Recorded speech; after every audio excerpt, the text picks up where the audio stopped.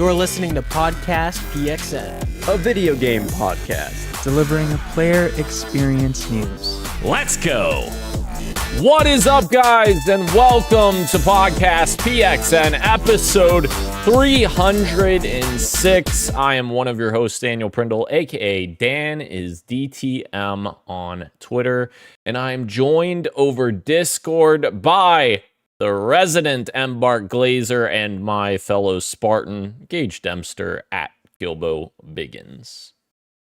reporting for duty, sir. Ready to glaze. Glaze on. Thank you to everyone watching us live and participating in the chat. Just as a reminder, we are live each and every Wednesday at 8 p.m. Eastern Time on youtube.com/@podcastpxn and twitch.tv/podcastpxn as well. I already see Kirik in the Twitch chat. Hello, good sir. The topic of the show this week is our Borderlands 4 impressions. So let's go ahead and just jump right into it. Why don't we? Let's jump right into it in two seconds. Oh, I did a goof. I'll be right back. Give me 2 seconds. okay. You have to fill time. It's gonna be more than 2 seconds. Don't play that game. It's gonna be longer than 2 seconds. What I will say is, actually, I think Gage had to go because he came to the realization that Halo 3 is actually the greatest video game of all time, and Halo 2 just is in second place when it comes to Halo. So I'm glad Gage can confirm that by getting up and walking away. He gladly confirms that Halo 3 is the best Halo game of all time and the greatest video game of all time. So I just want to applaud Gage for that. He finally has admitted to that by stepping away. Kirik doing some work as you watch and listen. Very nice. Thank you, sir, as always, for watching. You are a Twitch legend. But, I think, aside from Halo 3 being the greatest Halo game of all time, that Gage can now agree with, as he confirmed by stepping up and walking away, I think we can also agree that Halo Wars 2, super underrated game. Underrated. I love RTSs, and I want a sequel to Halo Wars 2. So anyways, here comes Gage back with a coffee or, Tim Hortons coffee. So here he is. He's back, and he'll never know what I said. Oh, hi, Gage. Wow. Glenn, type in the chat what he said. I'm gonna check the YouTube chat. You'll never know. All right, let us move into. Oh, that's a good pick too, Kirik. It's a good pick. Let us move into the topic of the show, which is Borderlands 4 impressions. But before we get there, I do have some news stories to go over because Randy Pitchford is throwing an absolute tantrum on Twitter with fans of the game.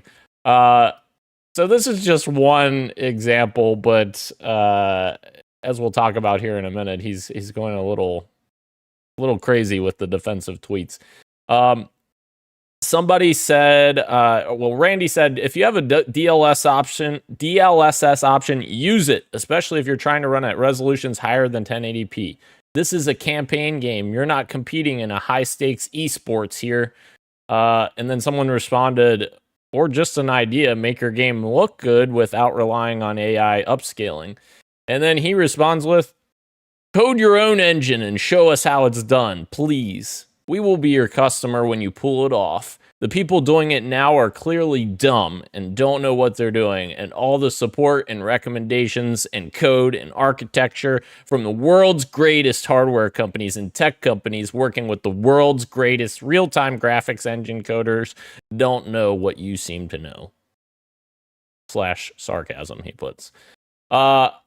Yeah, so that essentially sums up the rants that Randy is going on right now on Twitter for some, people just giving complaints about, performance on both the console versions of Borderlands 4 and PC versions of Borderlands 4. Yeah, I mean, it just goes to show you, kids, you can get very far in life and be very successful in your career and still not mentally mature even a little bit. The two are unrelated. They are not mutually exclusive at all.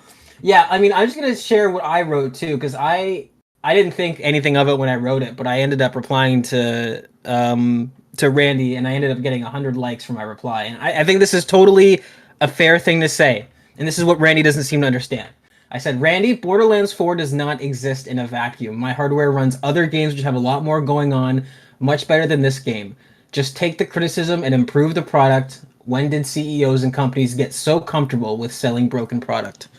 And I stand by that. I mean, this is, he's talking about this game like it's just so complex and there was no other way it was going to launch because the game is just too complex. And it's like, maybe compared to other Borderlands games, sure, for sure. But like, compared to other games that currently exist, even on Unreal Engine 5, I mean, Borderlands 4 is not, it's not a very complex game. There's not a lot of things going on.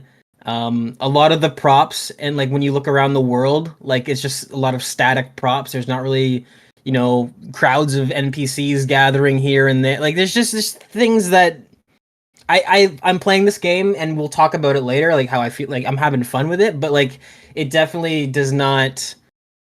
I don't think it warrants this level of struggle that it seems to have with the hardware that it's running on. I don't know. How did you feel because you've played it too now?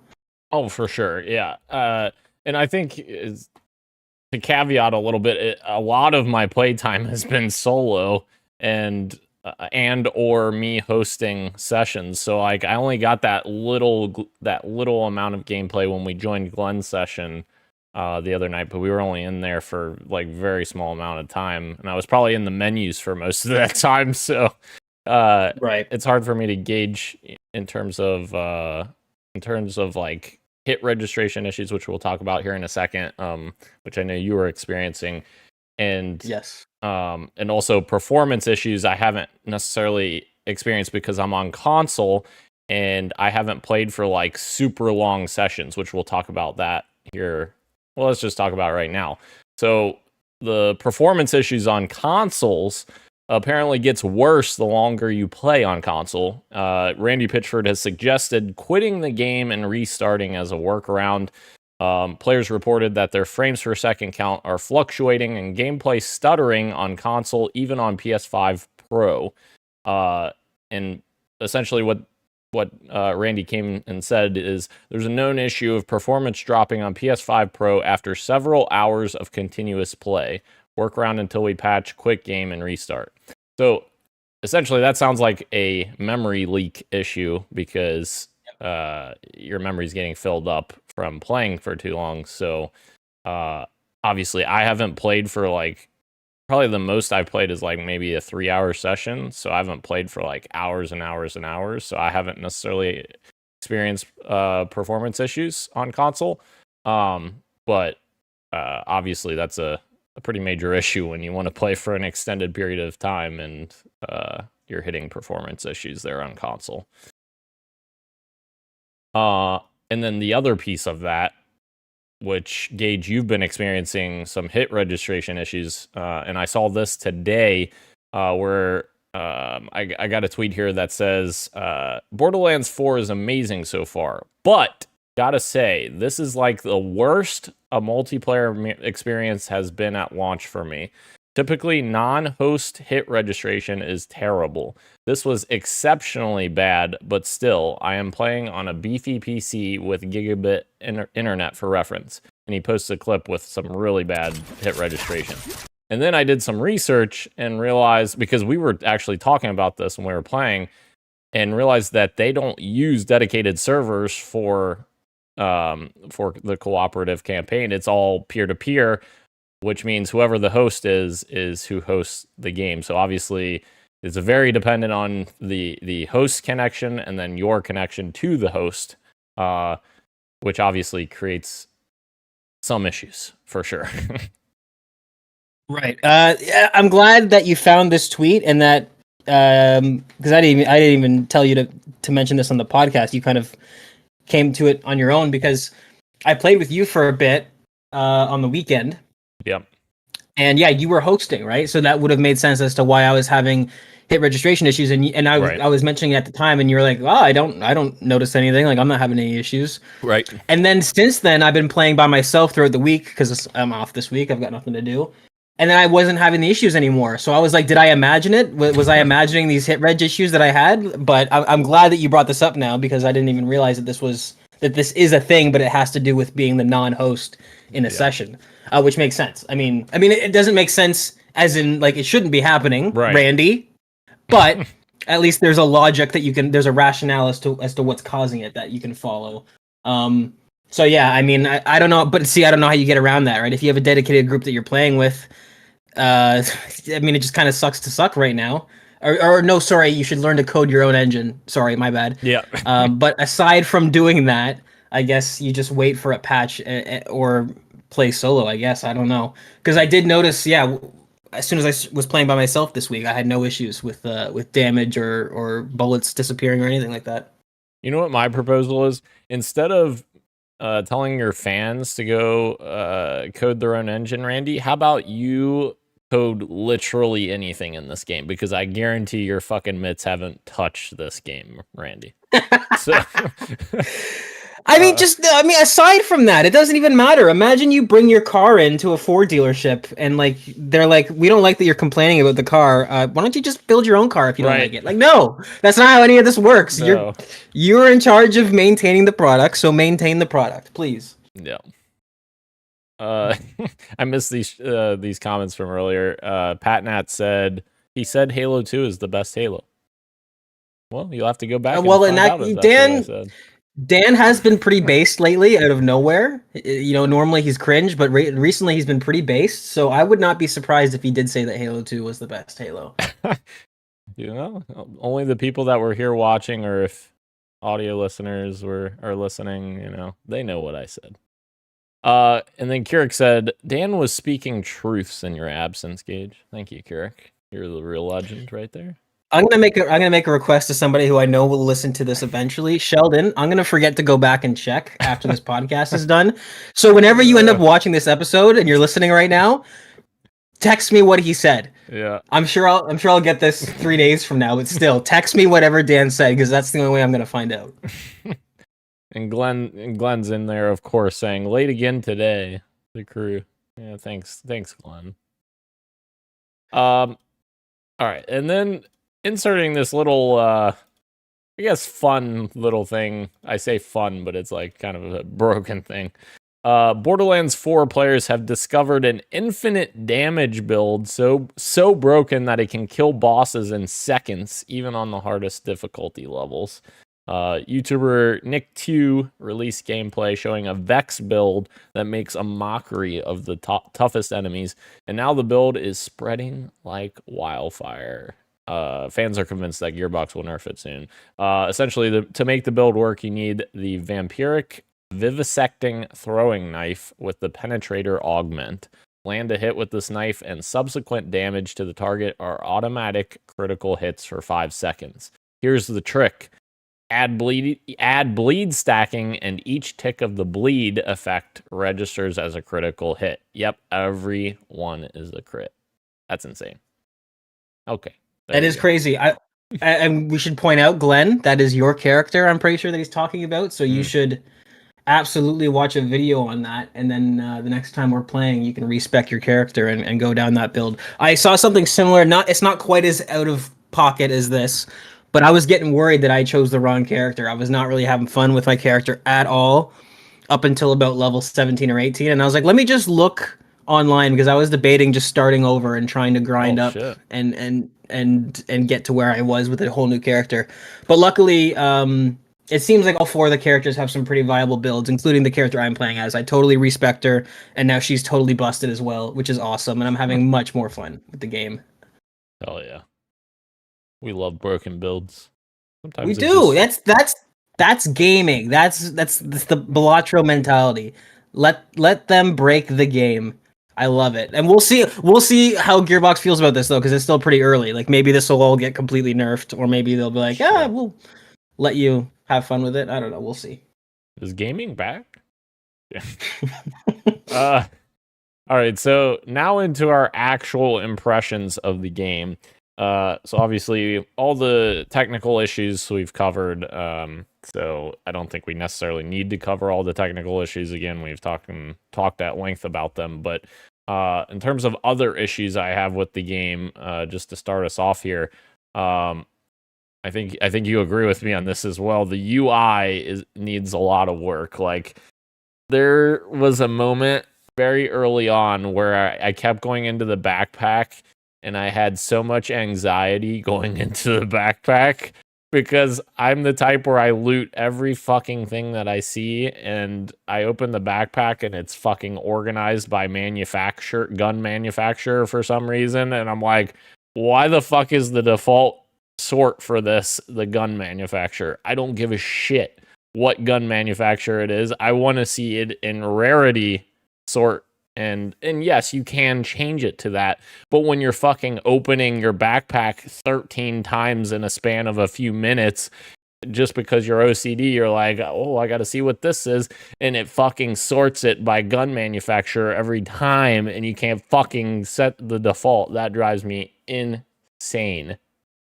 Yes. For clarity, what you're talking about is every time, so you can set it to a different sorting method, but every time you leave the backpack menu and come back into it, it completely goes back to the default. Right. Which is like the in-world gun manufacturers, which doesn't, it completely irrelevant. Maybe at like level 50, once you're like really trying to spec your builds, maybe, but even then you're still going to be looking at the stats of guns over anything else. Yeah, there's a lot of UI issues with this game.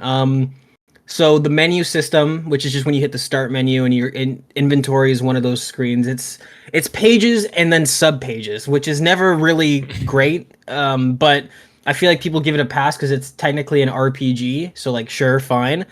But the problem I have with it, on top of what you're saying with defaults and sorting and filters not being saved, which they should until you change them again. But the problem I have is that also, you have so many pages that are separated. It feels like just for the sake of making it seem like there's more to the game than there is. Like there's multiple pages that could be combined. A lot of the customization pages should be all on one page.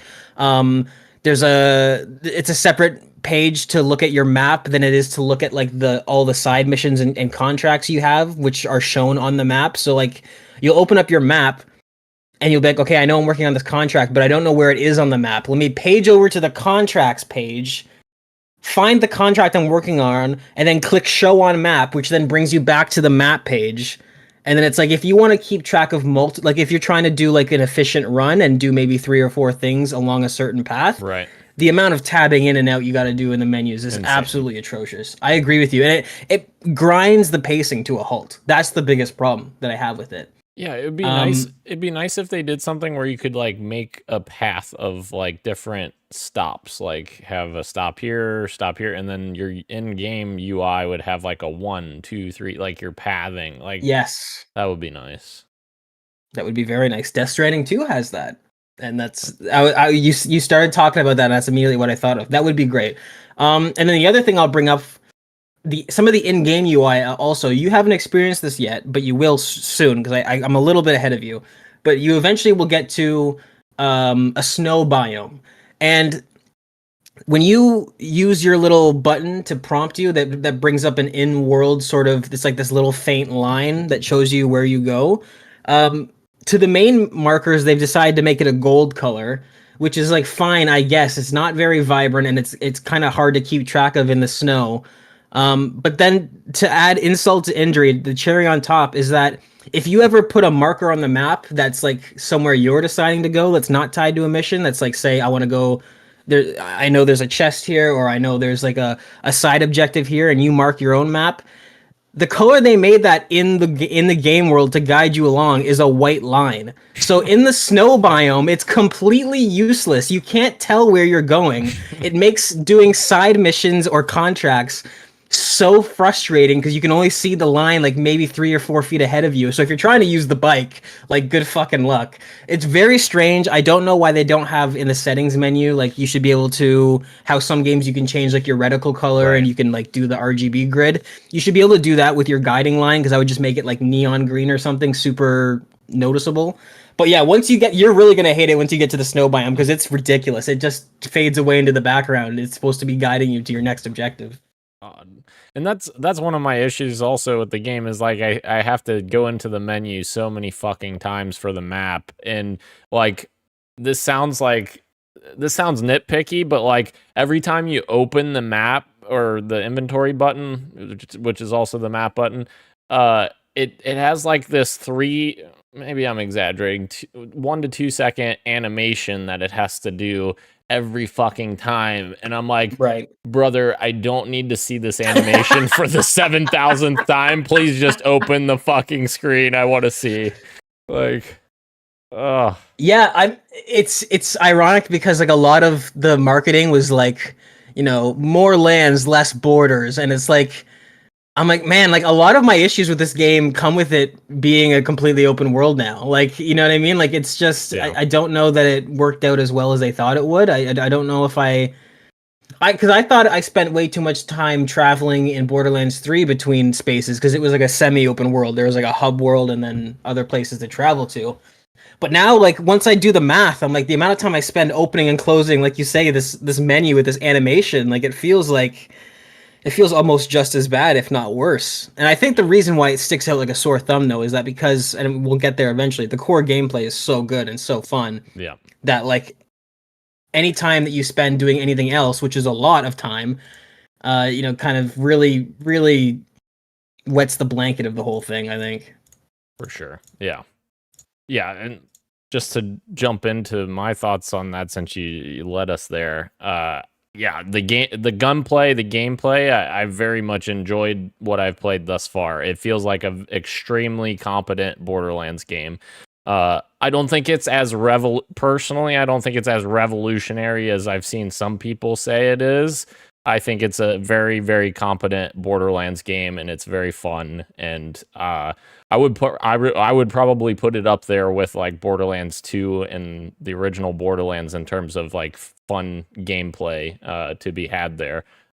Whereas 3, I was kind of like put off by 3 a little bit. I kind of I did the motions, so to speak, with that game and didn't really care that much about it. Where I feel like there's a bit more care here. In terms of the gameplay, but I mean, not just the gameplay. Like, I think personally, the story is a little bit more interesting as well. Like, I don't know if you feel the same, but Borderlands 3's story, I wasn't really that interested in, and it's still very early, so I can't really, say for certain yet. But like, what I've played thus far, I've enjoyed what I've played and experienced in terms of the story. Yeah, I'm mostly with you. Even down to the fact that like I'm having fun with it. It feels very competent. The gunplay and the skill trees are well thought out. I agree with you 100% in that like my experience isn't matching up with the hype that I'm seeing online, where it's like a lot of people are like, "Wow, this is the Borderlands we've finally been waiting for." I'm like, it's nice to get a good one, definitely, but I don't know that it's like, I don't know that it's has the charm or the atmosphere that Borderlands 1 or 2 had, where like I was just immediately like sort of immersed in the world and kind of just in it, lost in it. I'm not getting that vibe. And then the one part I disagree with you on, and I feel like I'm going bananas on the timeline, is that I'm not vibing with the story at all. I think Borderlands 3, it went way too far in the edgy, cringy sort of direction, and it ended up suffering from that. Like it ended up being like really, really bad and not memorable at all. And I feel like this time they've swung the pendulum way back to the safe category, where I'm like, I can't like any of these characters that we're meeting that are giving us missions. There's no personality, there's no edge, it almost feels like they went too far the other way. And like, I can only speak for the character I chose, and I'm not going to name them because I'm not trying to diss the person that voiced my character, but it's bad. It's really fucking bad. And I have to hear the voice lines all the time. And it sounds like some of these lines are some of the worst line reads I've ever heard in any sort of game ever. Like some of them are really, really bad, and I'm like, it's crazy to see people on the timeline. I mean, again, people are enjoying it. Who am I to take away from that? But I am not digging the story at all. It's not as bad as Borderlands 3 by any stretch, but I feel like they've gone way too safe with it. There's no edge, there's no like dark humor at all so far from what I've experienced. There's just a lot of hunky-dory, good-natured people that are I don't know. It's very strange. It does not feel in a way it doesn't feel like a Borderlands story to me, but that could just be me. No, that's fair. That's fair. And I might be also over infatuating my opinion on it because I'm comparing it to Borderlands 3, which I did not enjoy at all. So Fair. in terms of Fair. story. I would say it's definitely an improvement over Borderlands 3. I wouldn't argue anybody with that, but Yeah. it's the praise and finally we got a great Borderlands story. Right. I'm like, again, the same thing I'd say to Randy is the same thing I would say to these fans, where it's like, we don't live in a vacuum. What do you mean this is a great Borderlands story? Borderlands 2 was a great Borderlands story. Borderlands 1 was a great Borderlands story. I don't know what this so far holds up to that. But again, maybe the third act or the second act it really cranks up. That that could be a thing. For sure. Yeah. Yeah, that was interesting to hear you talk about your character's voice acting. I thought so when I first started with my character, I was like, all right, this character's like giving off like a way over exaggerative performance, but then like the more I played with him and the more I heard some of his lines, I was like, okay, I actually kind of like this character's voice now. Like I think I kind of like my character's voice actually. Okay. I'm pretty satisfied with Rafa thus far. And that might be part of the reason why I'm also saying I've enjoyed the story, because I enjoy some of his like offhanded comments that are just goofy or silly, and yeah, I don't know. Thus far, I have enjoyed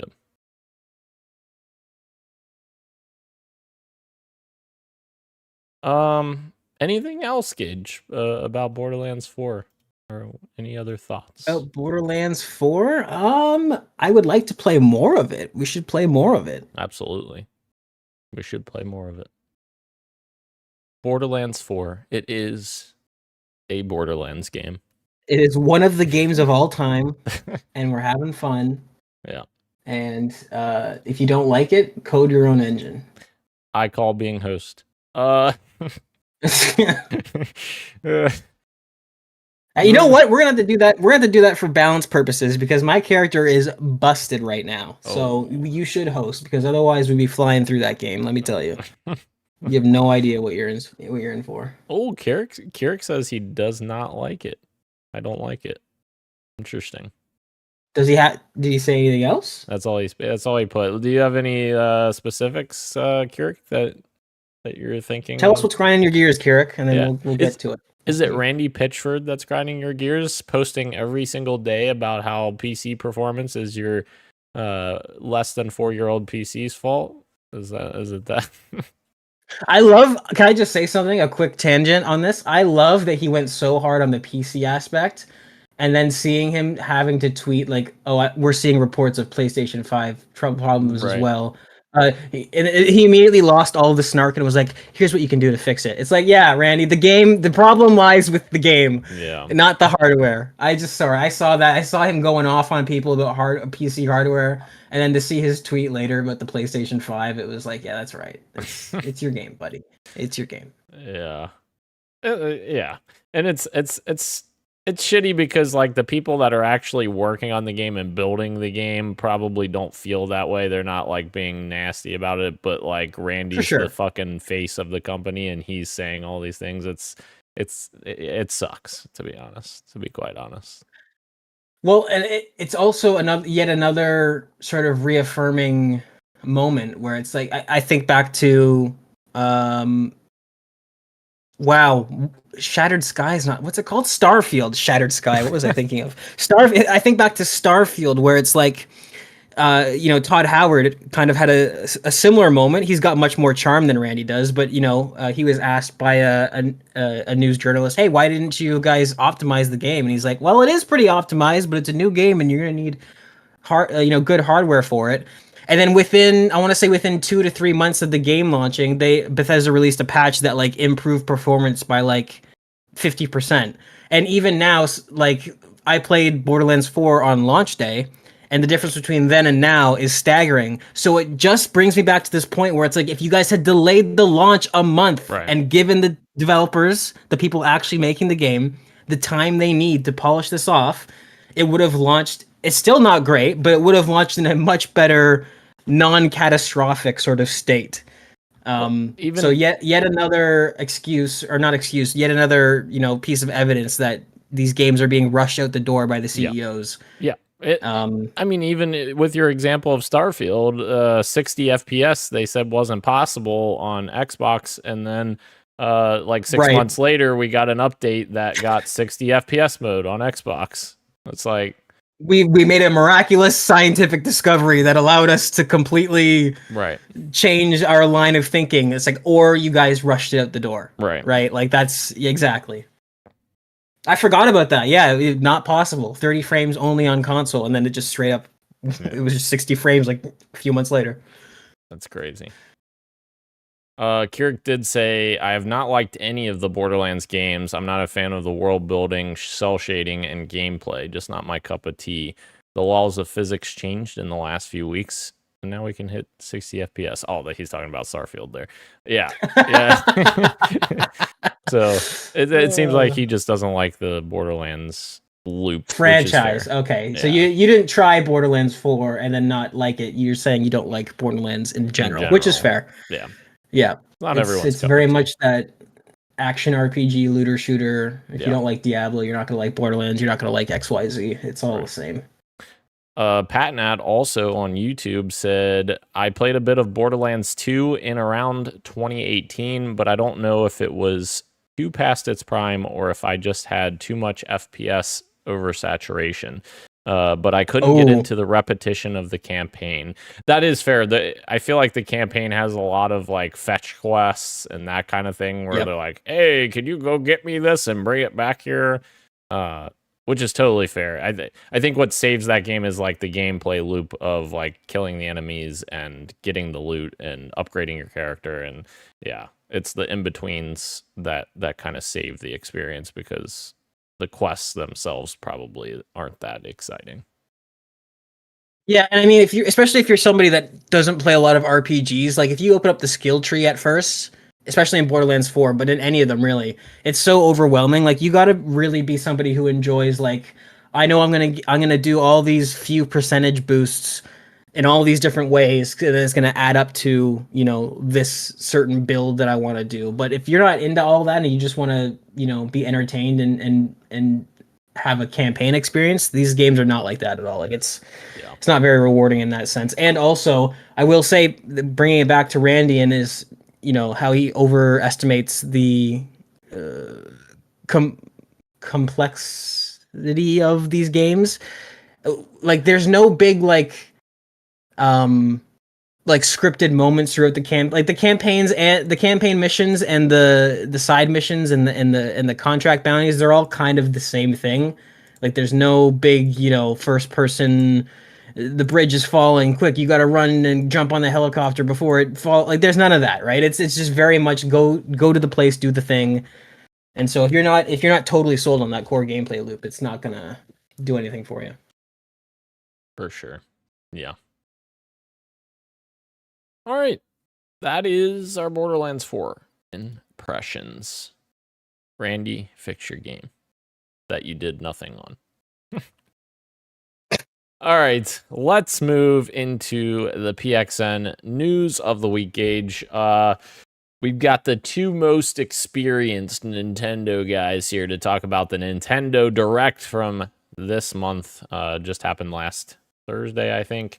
So we're going to go through all of those announcements, or at least the highlights here. I do have some notes here from Ro. Since he wasn't able to join us, he left me some notes on what he is happy about, or not happy about from the Direct. So I will go over his thoughts as well as we go through this. And just stop me, Gage, if you have thoughts on any of these. I will probably not have thoughts on any of them, but Okay. only stop if I say something. If I don't say something, All right. just don't feel bad to just barrel through I'll these. keep running through. All right, so first up here, Metroid Prime 4 Beyond will officially be released this December on December 4th. And they shared a new look at the gameplay, which featured Samus riding on a stylish motorcycle called the Viola. And we also got a look at Metroid Prime 4 getting Amiibo as well, which Ro had some comments on that as well, which he was excited about Metroid Prime coming out this year, and he said, I might actually get points in Fantasy Critic. Huge. Huge. He was upset about the pricing on the Amiibo, which he puts in here. Maybe tariffs are to blame on that part of it, which would make sense. But yeah. Then we got to look at Fire Emblem Fortune's Weave, which was Nintendo's big finale. I'm reading from IGN's article. I don't know why they would put the final item as the second item. But, we're just going to keep going with it. So they closed the show with this game announcement, a new Fire Emblem, coming in 2026. It showed off a Grand Coliseum, and we got to see some of the characters we would get to play as, including Kai, which is looking to fight to save his father's life. We also met a queen named Theodora and a man named Dietrich with a terrifying blade. So, new Fire Emblem. And Ro is very excited for the new Fire Emblem as well. He put as his notes as well. Patnat said the motorcycle is very contentious in the Metroid community. Metroid has always been great in confined rooms, but the open world shots from the trailer are concerning. Yeah, that's fair. I think it's fair because I don't think that the open world of Mario Kart World really went over that well, and it was kind of an empty world.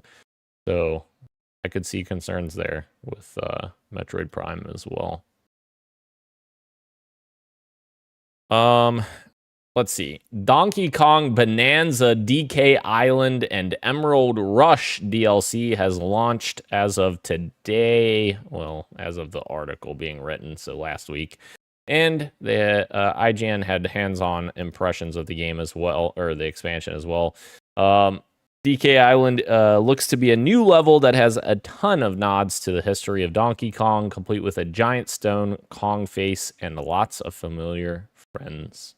The Emerald Rush mode is a challenge option that has you exploring DK Island and other areas to farm emeralds as fast as possible for Void Kong as an employee of Void Company. Some new stuff to get in there with DK. I still gotta finish the main game. Pokemon Pokotopia, not Pokotopia. Pokopia is a cozy life sim farming game starring a Ditto that looks like a human. So we got an announcement of that. It basically, to me, it looked like a Animal Crossing Stardew Valley type thing crossover, except in the Pokemon universe, and that's launching in 2026. I did actually see that, and I will say it's a little ironic with Nintendo currently in the process of suing the people for making a Pokemon type game, and now Pokemon's making an Animal Crossing type game. What's going on here? Although I guess Nintendo owns Animal Crossing. That's true. So we can copy ourselves. That's allowed. Right. I guess that's how they're swinging it. Yeah. Let's see what else. Super Mario Galaxy plus Super Mario Galaxy 2 are getting a bundled release on October 2nd with new amiibo for that as well. So there is some controversy from some people about the pricing for that, which I believe is $39.99 for each game separately if you want to buy them separately on the eShop, or if you buy them together, both digitally and physically. I believe it was $69.99, which is $70. Yeah, so you save $10 by buying them both together. So essentially, you're getting, games that came out on the Wii, just up-resed essentially, which were already up-resed, or at least the first Mario Galaxy was already up-resed and released on the Mario collection that came out a couple years ago. That was limited. So yeah, fans aren't too pleased about it. That it's essentially just bringing it to a 4K resolution, but not touching the assets really. So that's coming October 2nd. Then, Gage, I don't know if you got a chance to see this, but the Super Mario Galaxy movie was officially shown off with a new teaser trailer, and it is coming in April 2026. So they officially have titled the sequel to the Mario movie, and it will be the Super Mario Galaxy movie, which makes sense why they're bringing the Galaxy games back to the front here to kind of coincide with this announcement. Which the music in the trailer, iconic as always. Which I know there's arguments we had from all of us on the movie when it came out, but the nostalgia trip that the original movie took us on was awesome, and this trailer could kind of continue that for me. So I'm excited to see more from it. I'll just say I like the movie. I had fun. Oh. I felt like a crazy person because I was being told that it's bad, but I'm like, what do you mean it's bad? It was an animated movie. It was fun. Yeah. It was fun. I liked it. I had a good time. Glenn's commenting on Mario Kart World. He said it did not go over well, Mario Kart. At the Direct, did they say anything about 200cc? They did not say anything about 200cc, Glenn, for Mario Kart. I'm so sorry. If they do announce it or have mirror mode or whatever else you want, I guess you're going to be like, Dan, take another trip up here to Canada so I can finish that for you. You're going to have to. Yeah. Kirik said, Gage hit the nail on the head with the irony. Yes. Patnack Games, also some controversy for the DK DLC being $20 when there's nothing to do on DK Island outside of Emerald Rush. Yeah, that's not great. $20, and especially since the game didn't come out that long ago. Like, it was June when the game came out. So 3 months later, we're gonna get a $20 DLC that isn't really that substantial. That is a little not great. Glenn saying absolute dog water. All right. Moving on, Yoshi and the Mysterious Book has you learning all about the world around you. A brand new Yoshi game is on the way, coming spring 2026, and it focuses on a new character known as Mr. E, which is a character from a book that falls from the sky and can't see what's written inside of him. Yoshi agrees to help and jumps in and begins making discoveries of the world around him. Every discovery gets written down in the book, and players will learn more about how the world works and what they can do as they progress. Very cool. Unique little game.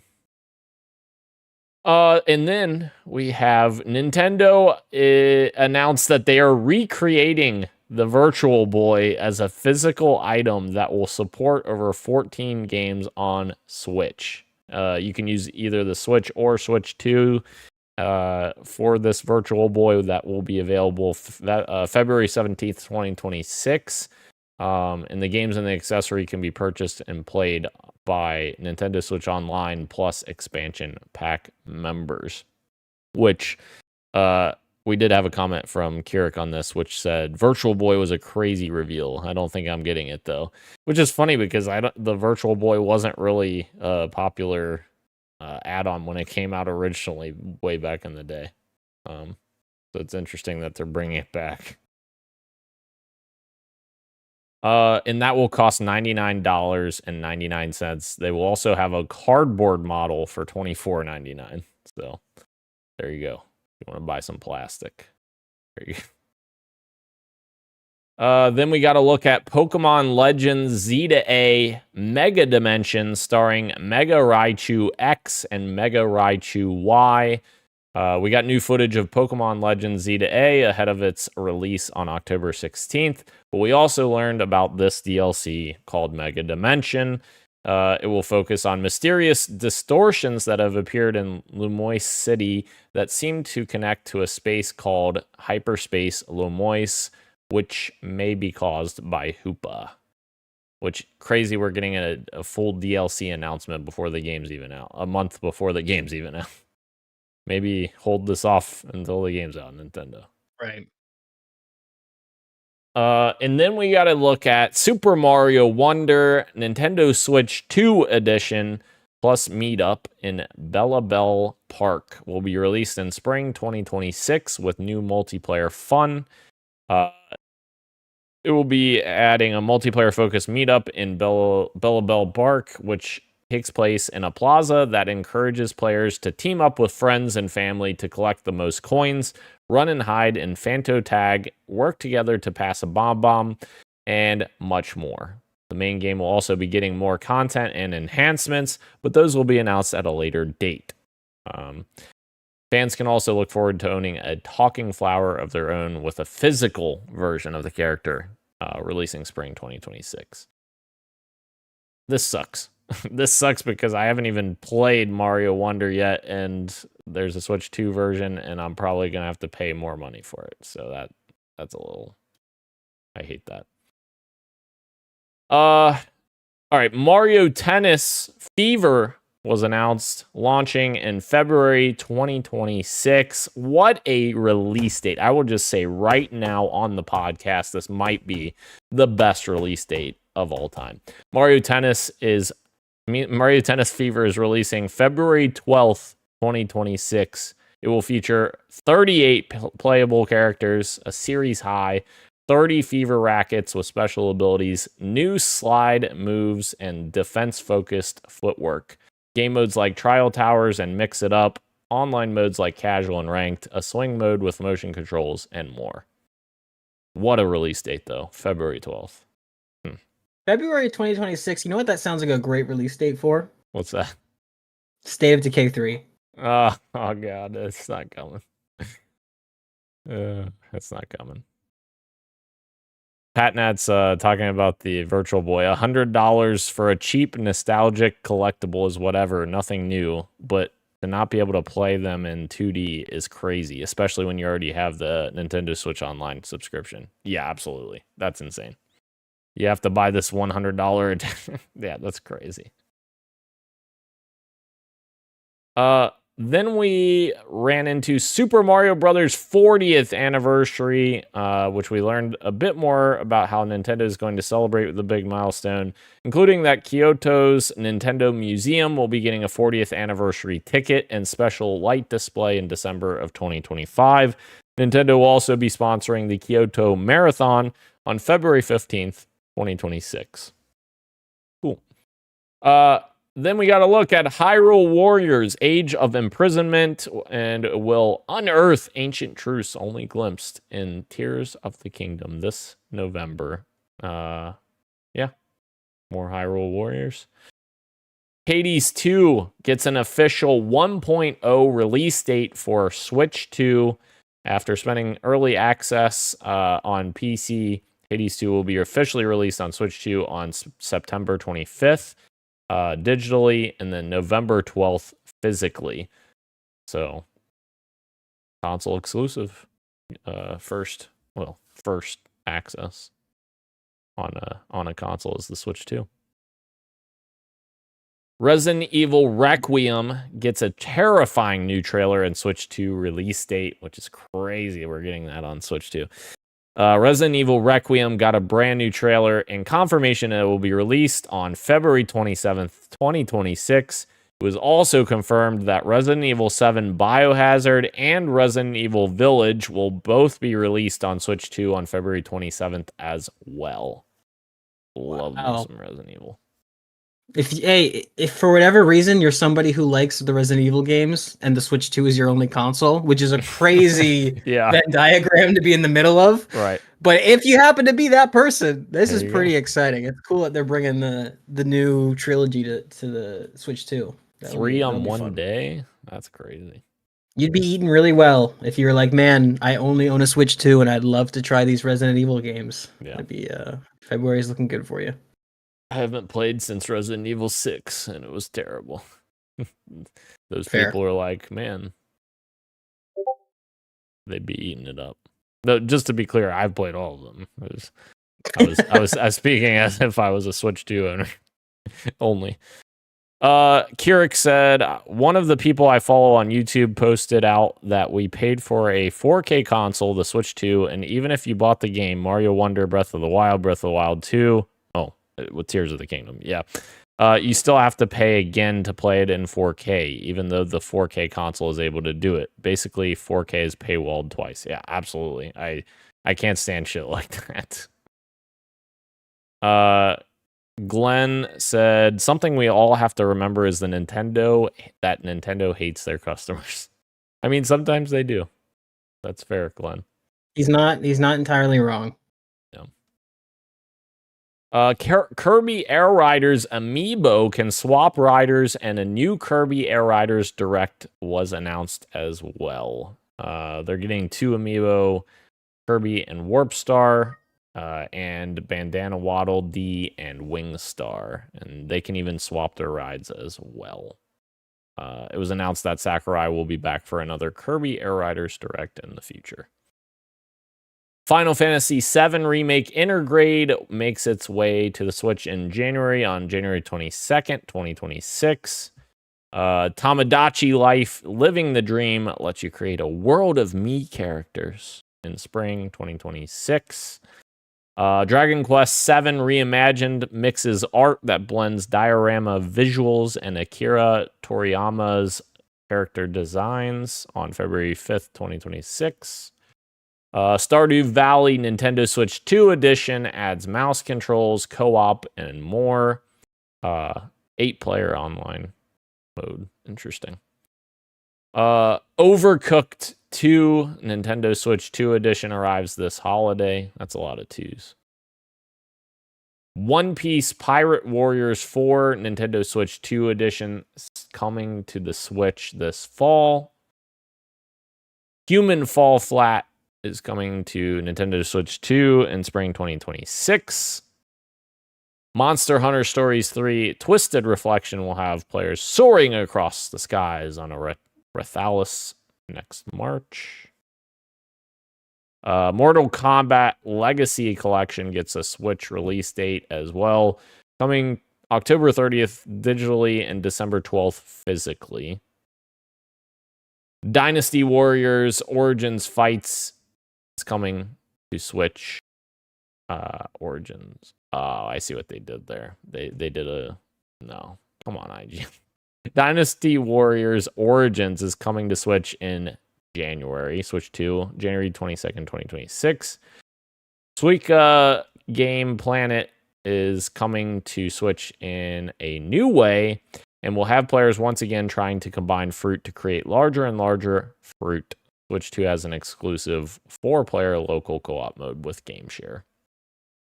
Storm Lancers needs you to travel to the core of an alien planet to stop reality from collapsing in this 2D side-scrolling roguelike adventure. Fatal Frame 2 Crimson Butterfly remake is back to scare us again. Twin sisters, Mio and Mayu. Power Wash Simulator 2 has a customizable home base with petable cats. Need we say more? Look at that. Petable cats. The best kind of cats, to be fair. Danganronpa 2x2 is a new version of Danganronpa 2 for the Switch, coming in 2026. Color plays a crucial role in saving a mysterious planet in Popucom. You bring 3 players with you to save a mysterious planet. You need color switching abilities, match 3 shooting, and more to save the planet. Linked Banner of the Spark mixes the action of a roguelite with the charm of a life sim. Bring a friend along with you.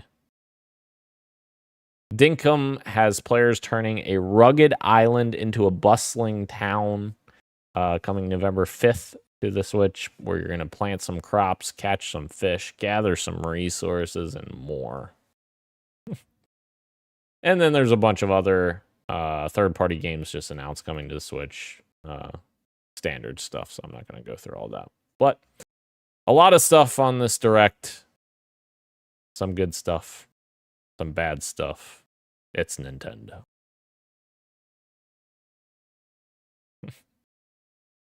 All right. Let's get into our street meet. Let's run over some street meets here. We have one, Gage. There's new details from the Assassin's Creed 4 Black Flag remake. We've got some rumors here. Let us go on over here. Glenn says in the chat, you know what? Back in the day, I played my first Resident Evil on GameCube. That's fair. I did too. That was the first place I played Resident Evil as well. So Assassin's Creed Black Flag remake, coming from Reddit here, leaks and rumors. The remake removes the modern day and replaces them with more content in Edward's pirate era, a few extra hours compared to the original. The gameplay will shift closer to the RPG style of newer Assassin's Creed games. Loot and gear stats will be added for Edward. The inventory systems and combat leaning toward the RPG style rather than the choreographed combat of the original. No loading screens when moving between ship and land. The map is not bigger, but islands will be filled with more activities and side content. It's expected to include cut content from the original, like parts of Mary Reed's storyline that were dropped in 2013. It's not on the same big budget remake level as Resident Evil 2 or Silent Hill 2, but more of a faithful reimagining with some updates. It uses Ubisoft's new Anvil pipeline engine, which is the same one as Assassin's Creed Shadows uses. The release window is currently targeted for early 2026, though some sources think it could slip to late 2026. They're reusing some assets from Skull and Bones to cut costs, but it won't be obvious to players. So a lot there. I don't know how I feel about the gameplay shifting more to the RPG style of newer Assassin's Creed games for this particular game. I kind of hope they don't do that, because I think part of the charm of that game was still having the hidden blade assassination type things happening. Although I will say Shadows does have an option where you can turn that back on, where you still have the one hit hidden blade assassination thing, which I absolutely turn that on because that's part of fucking Assassin's Creed. Right. But yeah, we'll see, I guess. But I am kind of interested to see what like some of the lost content is that's being added and cut from the original, to kind of see like what kind of impact that has. I don't know.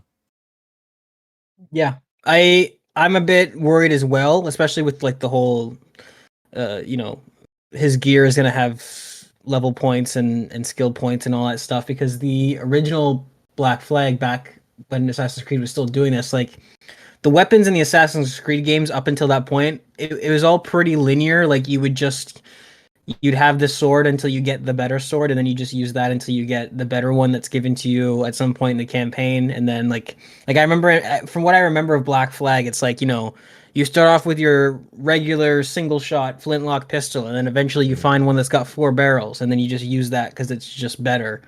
And then eventually you get one that's got like the 5 in a row, and you get that one, and you just use that one.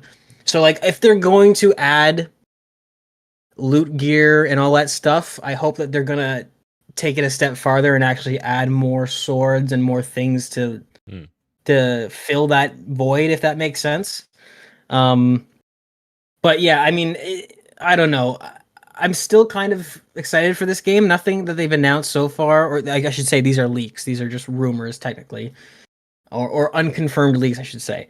It hasn't really gotten me unexcited. I'm still very excited for it, and the fact that there's not going to be any loading screens between getting on and off your ship. That's kind of huge because back in the day, that was another menu or black screen fade or something like that, and that, as we're talking about with Borderlands, kind of kills the pacing. So that's exciting. And the ship, I mean, the ship physics are probably going to be really great from Skull and Bones. I think we all kind of figured that they would do that. That Skull and Bones would definitely figure into the Black Flag remake in some way, shape, or form. I'm guessing a lot of the animations and stuff like that will be transferred over. Like I said, I'm still excited. I'm not a huge fan, like you said, of the switching it to the RPG format. That kind of feels like we want to remake one of our games, but we want to just still use our current design philosophy because that's easier for the engine. So we'll just do that, as opposed to being like, let's faithfully remake the old game. So that is a little bit of like a red flag, but I'm still ready to raise my black flag, if you know what I mean. Raise my black flag. Nice. Yeah. Be interesting to see what they show off for the first time for this game. Right. Patnat put in the chat here, random question, but is Twitter the only place to find you guys? So the podcast account you can find on YouTube, Twitch, Facebook, Twitter. Although I will say I haven't posted on the Facebook page in a long time. It's hard to remember that it even exists, to be honest. But yes, in terms of the podcast, and then obviously podcast services like Spotify, Apple Podcasts, YouTube Music, all of those fun places. In terms of socials, I think that's it for PXN account. For personal accounts, Twitter, yeah. Twitter I use the most, and then I have Instagram and all the others as well. But yeah. There you go.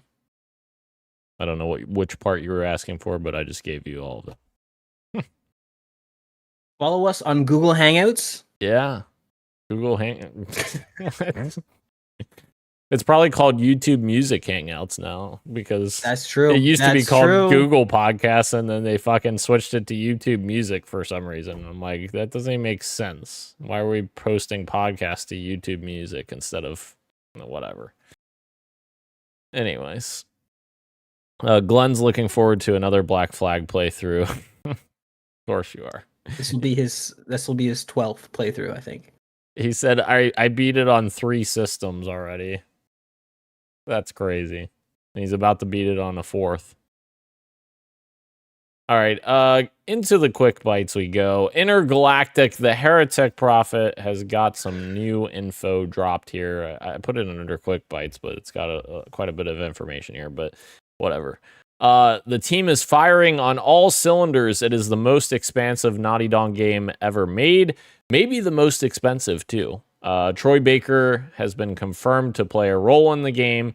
Tatiana Gabrielle, which is the main character, Jordan, was cast alongside HBO's The Last of Us Season 2. Feels like she will be very iconic and complex and interesting in the Naughty Dog tradition. Tony Dalton was also cast in the game after his performance in the HBO show. Already, they've been approached by different Hollywood studios to adapt it. It's not even out yet. But the priority is to be a fantastic video game first. Gameplay, think Uncharted was realistic with character-driven action game with emotional storytelling. The Last of Us added RPG elements and wide linear design, which continues that trajectory forward and adds sci-fi, and you start to get the sense of what we're doing. And then we've got even more ambition than that. So there you go. A lot of exciting talk about Intergalactic. Can I say something? Yes. That might be controversial. Let's do it. Maybe one of, if not the least roll off your tongue game title ever to be drafted and put. I hate this name. Every time I hear it, I'm like, what an awful name for a game. What an awful name for something that's almost certainly going to spin into a franchise. I just Yeah. Well, like, don't why like it not? one bit. Why not just call it Intergalactic? Done. Yep. Like, Yep. I agree. whatever.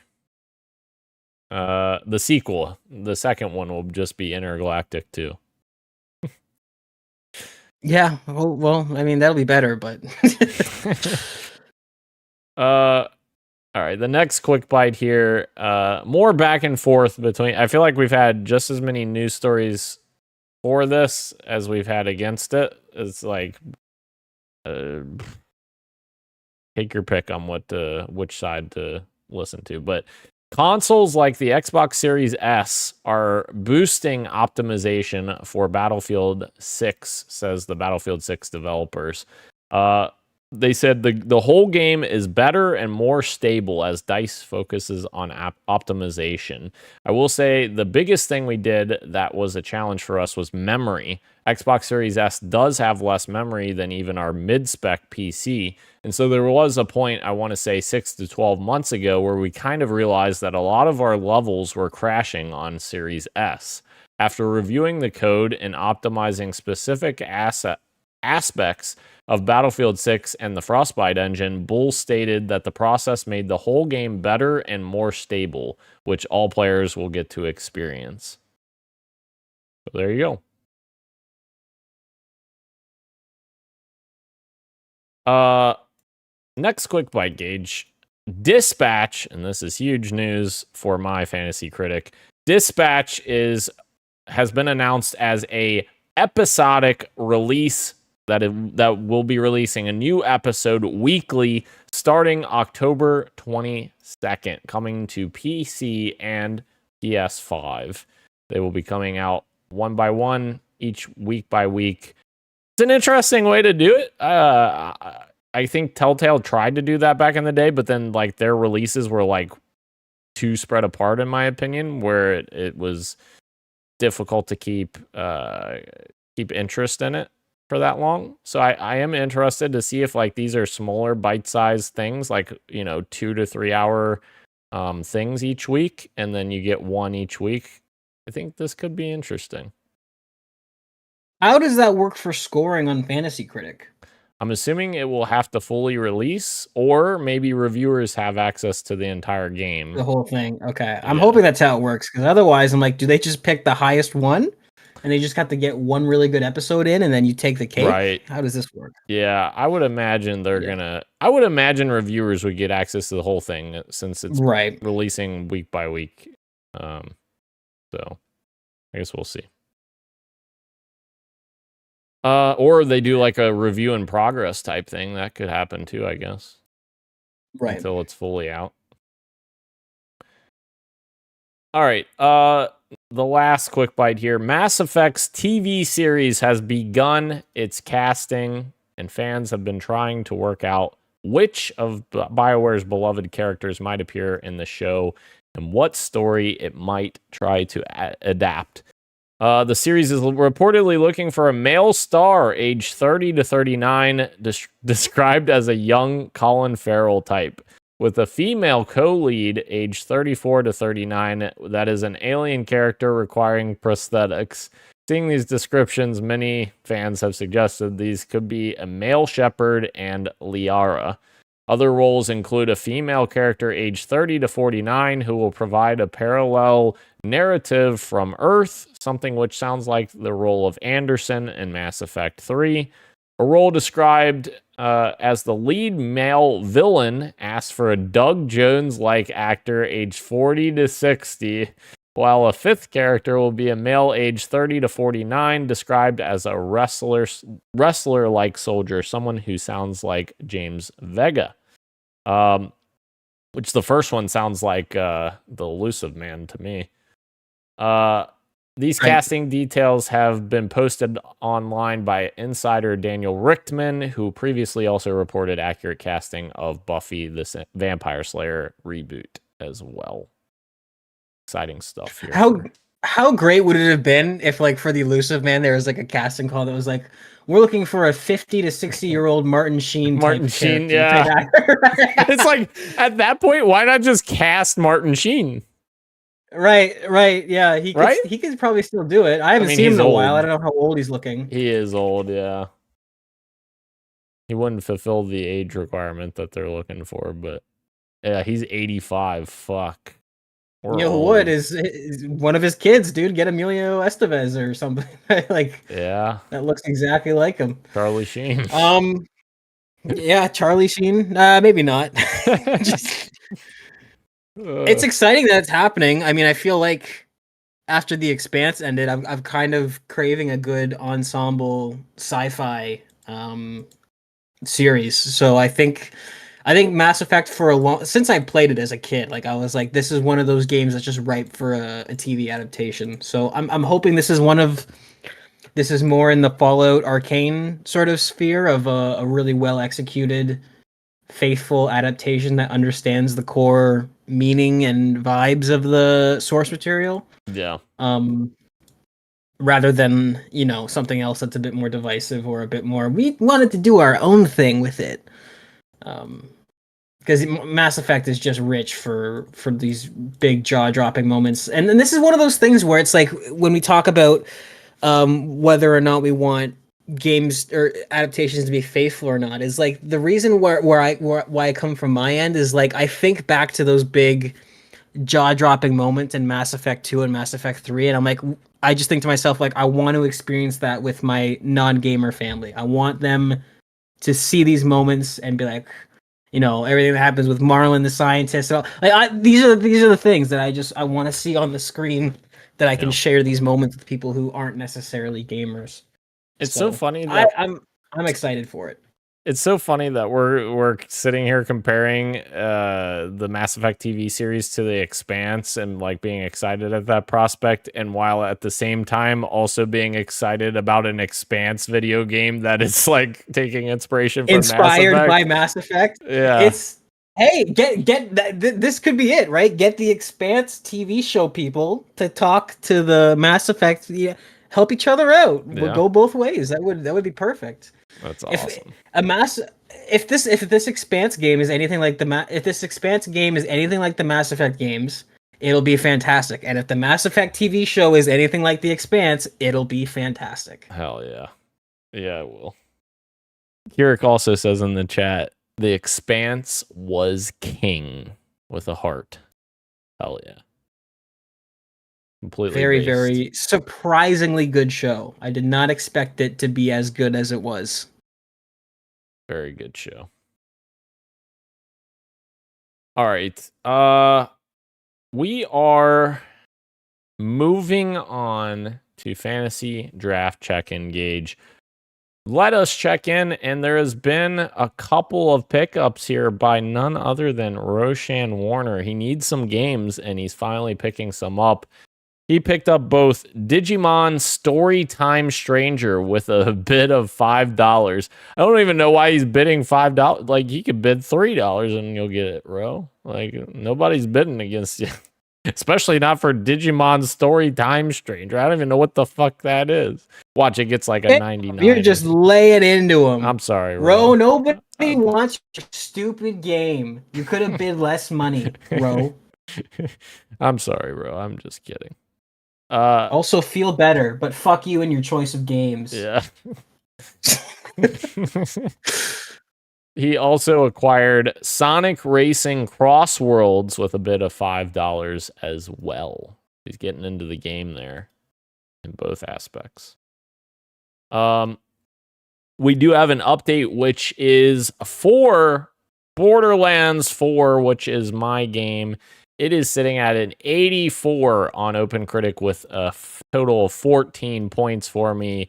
Not too shabby after I got a ton of shit for drafting this game. I remember it clearly. I got a lot of shit from a certain fucking Christian Macias about drafting this game. And look at that. 14 points for me. I'll take the dub.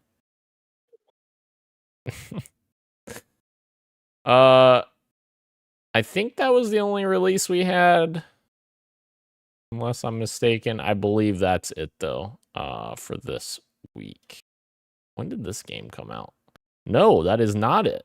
There is actually another one because I didn't recognize this game, so I was like, what the fuck? Row has Trails in the Sky first chapter. Another game, I have no fucking clue what it is, but it is sitting at an 89 on OpenCritic for 19 points for Row. That's huge. Wow. That's huge. He's making his comeback starting now. Starting now. All right, so just a roundup here of scores. We still have Christian Macias in first place with 165 points, and that is with 10 games released. Dan is in a distant second now, I feel like, with 127 points and 9 games released. Gage, yes, you heard that right, ladies and gentlemen. Gage Here we go. is in third place with 109 points and 8 games released. And then Roshan is sitting in last place, but he's on the up and climbing mend here as he just got 19 points. So he's sitting at 61 points with just 4 games released. So still a long way to go for Fantasy Critic. A little bit of a rundown for the rest of the month here. Dying Light the Beast is coming on the 18th for Gage, which is tomorrow, so I'm surprised we don't have scores for that yet. I don't know if that bodes badly or what. Trails in the Sky first chapter, which Ro already has points for, coming on the 19th. Silent Hill F coming on the 25th for Christian, which that doesn't have scores yet. I'll just make sure. Silent Hill F. Wait, right? Silent Hill. Oh, that was Ro. Sorry. I apologize. That was Ro. Yeah, no scores yet. Coming on September 25th. And then Sonic Racing Cross Worlds also coming on September 25th. And that rounds out our September games. I'll list out some of our October games coming up next week. That is our fantasy draft check-in. Moving into what you got for me. I don't really have anything other than Borderlands 4, which we already talked in great length about, and I will continue playing it and continue seeing if it gets better as it goes, and continue enjoying the looting and shooting despite the shitty UI. Gage, do you have anything other than Borderlands 4? Still chipping away at Death Stranding 2 and still enjoying it immensely. Still very good. It's still got its hooks in me gameplay wise. I'm still digging it a lot, and the vibes of traveling the world. The game recently threw a curveball, and now I'm spending a lot of time in this mountain range and deep snow and avalanches that are following every now and again. You gotta scramble for cover. Just having a good time with Death Stranding 2 or Death Stranding 2. I said it right. Okay, just worried there for a second. Yeah. Death Stranding 2. Is the mountain called Avalanche Mountain? It's not, surprisingly. Surprisingly, it is not. All right. Very cool. Very good stuff. I believe that does it for our show, ladies and gentlemen. Thank you again to everyone joining us live on YouTube and Twitch, as well as podcast services everywhere, including Apple Podcasts, YouTube Music, Spotify, and everywhere else you get your podcasts. Thank you, Gage. Roshan will return. I am Daniel, and this has been Podcast PXN, and we are out. Much love, and keep on gaming.